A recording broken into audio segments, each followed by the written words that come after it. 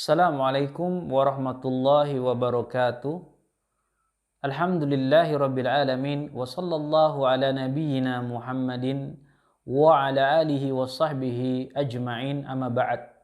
Kaum muslimin dan muslimat yang dirahmati oleh Allah Subhanahu wa taala, kita akan melanjutkan pembahasan sebab-sebab futur.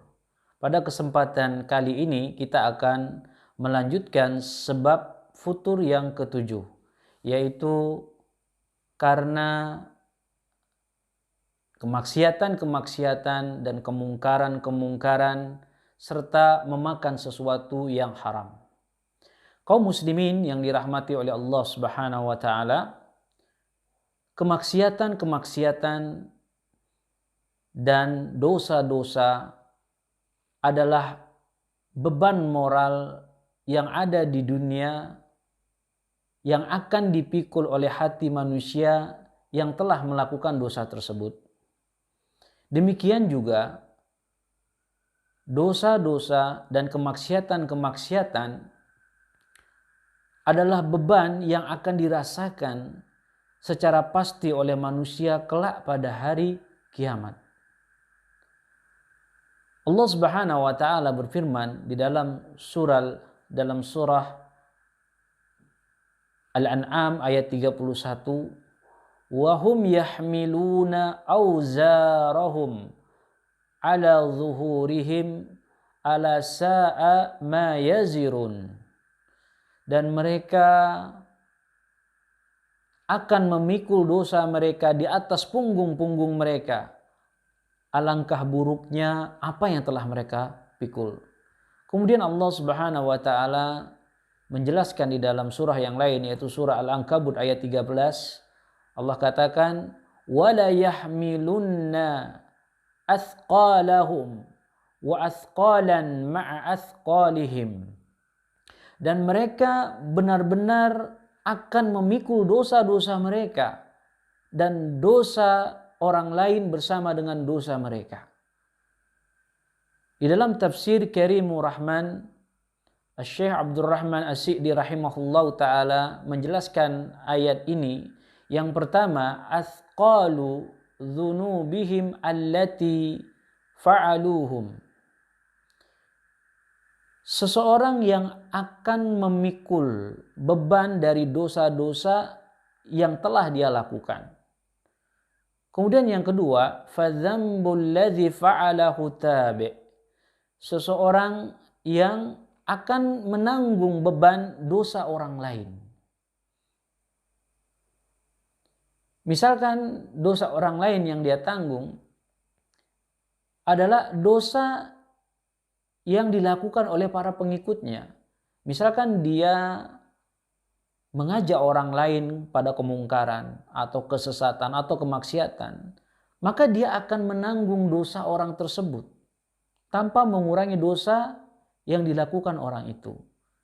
Hal ini ditegaskan oleh Rasulullah SAW dalam hadis yang diriwayatkan oleh Imam Muslim, man da'a ala dhalalatin kana alaihi minal ithmi mislu athami man tabi'ahum la yanqusu zalika min athamihim syai'an. Barang siapa yang dia mengajak orang lain pada kesesatan, maka dia akan menanggung dosa orang lain yang telah mengikutinya tanpa mengurangi dosa mereka sedikit pun.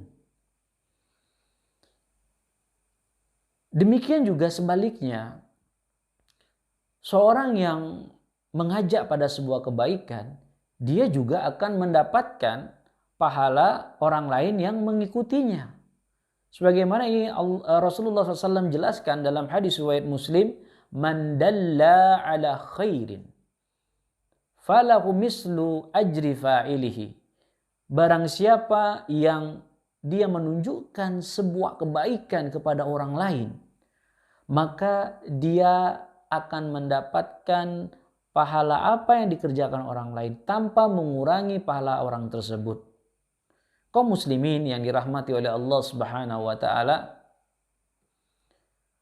dosa-dosa dan kemaksiatan-kemaksiatan akan melemahkan perjalanan hati menuju Allah Subhanahu wa taala dan akhirat.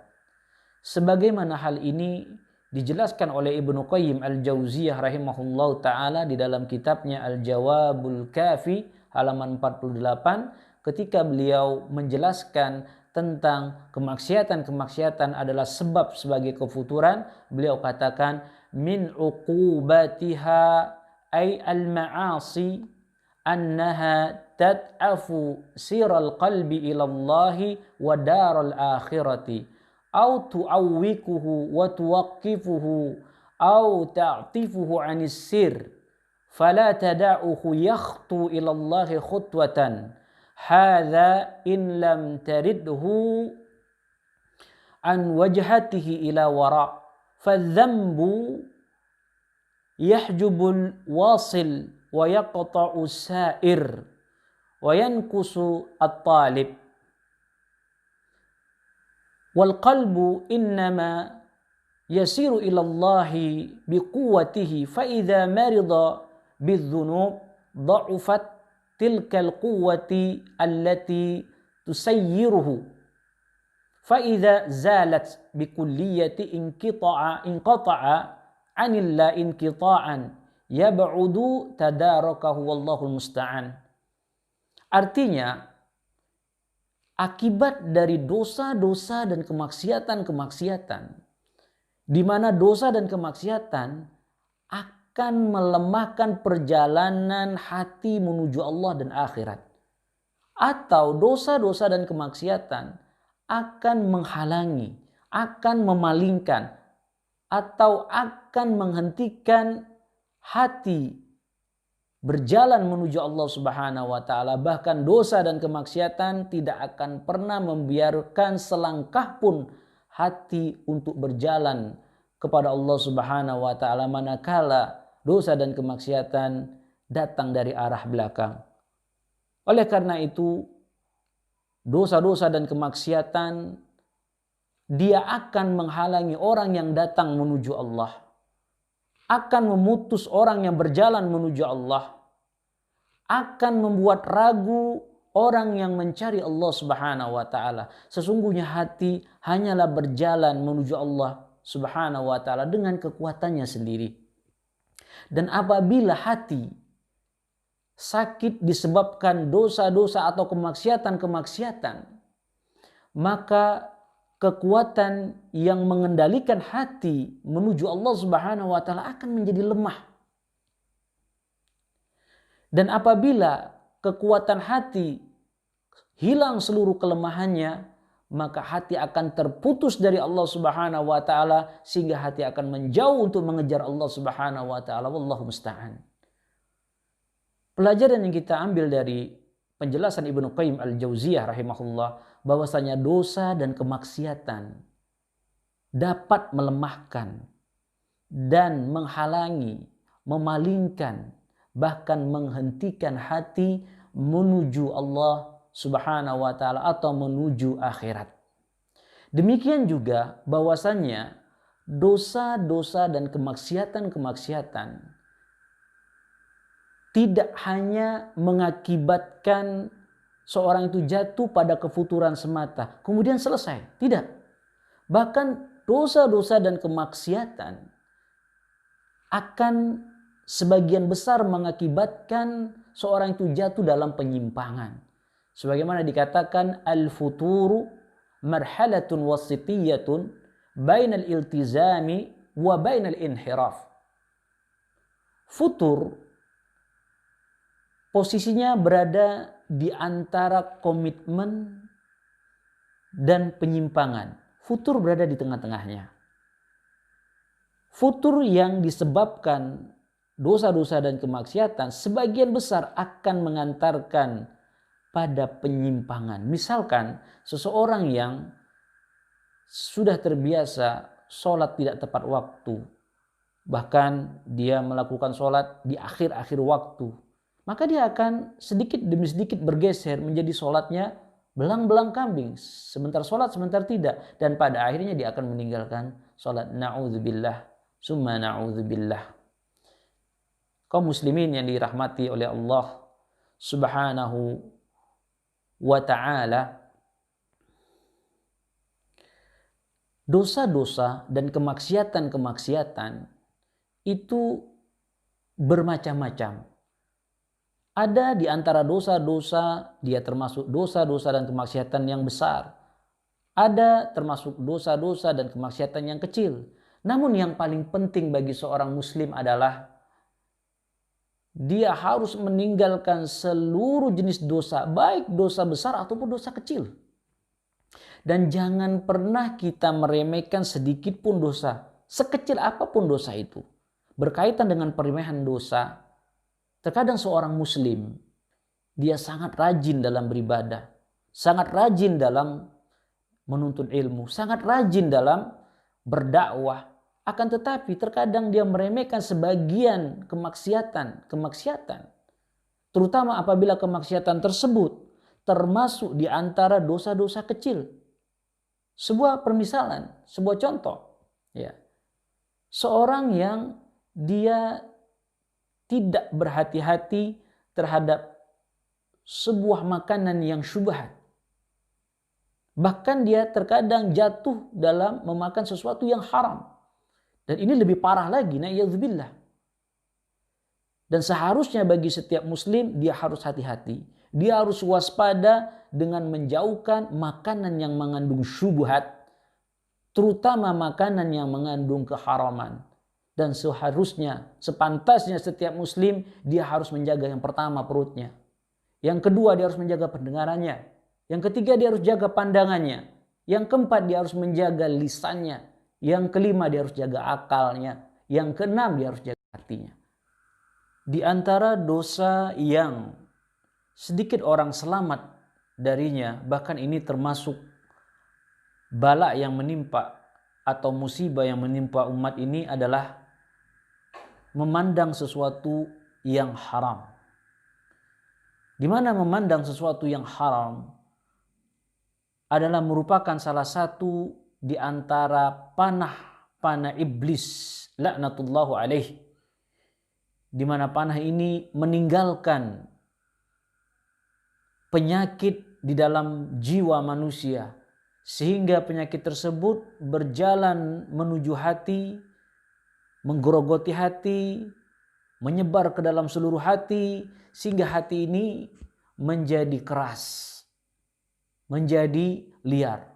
Obatnya adalah tundukan pandangan. Sebagaimana Allah Subhanahu wa taala berfirman di dalam surah An-Nur ayat 30, "Qul lil mu'minin yaghuddu min absarihim wa yahfazu furujahum dzalika azka lahum." Katakan kepada orang-orang beriman yang laki-laki, jaga pandangan, tundukkan pandangan mereka, dan jaga kemaluan mereka. Yang demikian adalah lebih baik dan lebih suci untuk mereka. Kemudian di surah yang lain Allah Subhanahu wa taala berfirman dalam surah Al-Isra ayat 36, "Wala taqfu laisa laka bihi ilm. Innas sam'a wal basar wal fu'ad kullu ulaika kana anhu mas'ula." Janganlah kalian mengikuti sesuatu yang kalian tidak tahu ilmunya. Sesungguhnya pendengaran, pandangan, dan hati semuanya akan diminta pertanggungjawaban oleh Allah Subhanahu wa taala. Di dalam ayat ini ada 4 hal. Yang pertama, Allah Subhanahu wa taala melarang kita melakukan sesuatu amalan itu dengan ikut-ikutan tanpa mengetahui dasar ilmunya, atau menuduh orang menyimpang, si fulan sesat, si fulan menyimpang, kemudian mengajak orang lain untuk menjauhinya, padahal dia tidak tahu apa yang dia serukan, apa yang dia yakini. Dia tidak memahami secara pasti ilmu tersebut. Nah, ini termasuk larangan dalam ayat ini. Kemudian yang kedua, termasuk di sini Allah Subhanahu wa taala mengajarkan atau memerintahkan kepada kita untuk menjaga pendengaran supaya kita tidak mendengar sesuatu yang diharamkan. Kemudian yang ketiga, kita menjaga pandangan supaya tidak memandang yang haram. Yang keempat, supaya kita menjaga hati dari noda-noda kesyirikan, noda-noda penyakit hati seperti riya, ujub, hasad, iri, dengki, dan penyakit-penyakit yang lainnya. Kemudian kaum muslimin yang dirahmati oleh Allah Subhanahu wa taala, di antara dosa yang dilakukan oleh manusia adalah memakan sesuatu yang haram dan syubhat. Allah Subhanahu wa taala mengabarkan kita untuk memakan yang halal, yang baik, dan melarang kita untuk memakan yang haram. Sebagaimana Allah Subhanahu wa taala menjelaskan dalam surah Al-Baqarah ayat 168, Allah katakan, "Ya ayuhan nas, qulu mimma fil ardi halalan tayyiban wa la tattabi'u khutuwatu syaitan innahu lakum aduwwun mubin." Wahai manusia, makanlah apa saja yang di muka bumi yang halal dan yang baik. Jangan kalian mengikuti langkah tindak tanduk syaitan. Sesungguhnya syaitan adalah musuh yang nyata bagi kalian. Kemudian di dalam surah Al-Mu'minun ayat 45 Allah Subhanahu wa taala memanggil semua para rasul, "Ya ayyuhar rasul, qulu minat thayyibat wa 'amalus salih." Wahai para rasul, makanlah yang baik-baik dan beramal solehlah. Dikatakan di sini, fajam'u bainal aklit tayyibat wa amal salihah mimma yufidu athar al-awwal fi thani. Penggabungan di dalam ayat ini antara memakan sesuatu yang halal dan yang baik dengan amal soleh, ini menunjukkan bahwa memakan yang halal atau memakan sesuatu yang baik ini akan mempengaruhi amal soleh. Ibnu Katsir rahimahullah dalam tafsirnya menjelaskan, maksudnya seorang yang memakan yang baik, memakan sesuatu yang halal yang baik, itu akan membuat dia termotivasi tinggi untuk melakukan amal soleh. Nah, begitu besarnya pengaruh makanan pada amal soleh kita. Nah, kita sering melihat riwayat-riwayat ada orang yang berdoa, kemudian dengan pakaian lusuh panjang, namun doanya tertahan. Nah, salah satunya di antaranya adalah memakan sesuatu yang haram. Yusuf bin Asbat mengatakan, "Balaghana anna ad-du'a al-'abdi yubhasu 'anis samawat bisu'il mat'am." Telah sampai kepada kami bahwasanya doa seorang hamba ditahan di langit dikarenakan buruknya makanannya. Kemudian kaum muslimin yang dirahmati oleh Allah, kita juga harus menghindar dari makanan yang syubhat, karena ini termasuk sesuatu yang bisa merusak perut kita, hati kita, dan seterusnya. Dalam hal ini Rasulullah SAW jelas melarang dalam hadis Nu'man bin Bashir, "Al-halalu bainun wal haramu bainu wa bainahuma umurun mushtabihat. Faman ittaqa syubuhat la ya'lamuhunna katsirun minan nas. Faman ittaqa syubuhat faqad istabra ali dini wa irdihi." Rasulullah mengatakan halal jelas, haram itu jelas. Di antara halal dan haram ini ada sebuah perkara yang syubhat. Bukan halal juga bukan yang haram. Dan sedikit sekali banyak orang yang tidak mengetahui hal ini. Dan Rasulullah katakan, barang siapa yang meninggalkan syubhat, maka dia telah menjaga agamanya dan dia telah menjaga harga dirinya. Kemudian di dalam hadis yang lain Rasulullah mengatakan, riwayat Tirmizi, "Da' ma yuribuka ila ma yuribuka." Tinggalkan apa saja yang meragukan kamu, tinggalkan. Dan ambillah apa yang tidak meragukan kamu. Ini jelas menunjukkan bahwa sesuatu yang meragukan tinggalkan, sesuatu yang tidak ragu kita pegang. Kaum muslimin yang dirahmati oleh Allah Subhanahu wa taala, di antara efek memakan sesuatu yang haram dan syubhat, ini akan berpengaruh pada hati kita. Nah, apabila hati kita sudah rusak, hitam, membuat jasad kita akan mengikuti semuanya, karena kuncinya di hati. Sebagaimana Rasulullah jelaskan di akhir hadis Nu'man bin Bashir. Rasulullah katakan, "Ala inna fil jasadi mudghatan. Idza saluhat saluhal jasadu kulluh, wa idza fasadat fasadal jasadu kulluh. Ala wahya al-qalbu." Ketahuilah sesungguhnya pada jasad itu ada sekumpuk sebuah daging, ya, sekumbal daging. Apabila sekumpal daging itu baik, maka jasadnya akan baik. Apabila sekumpal daging itu rusak, maka jasad itu juga akan rusak. Dia adalah, sekumpal daging tersebut adalah al-qalb, yaitu hati.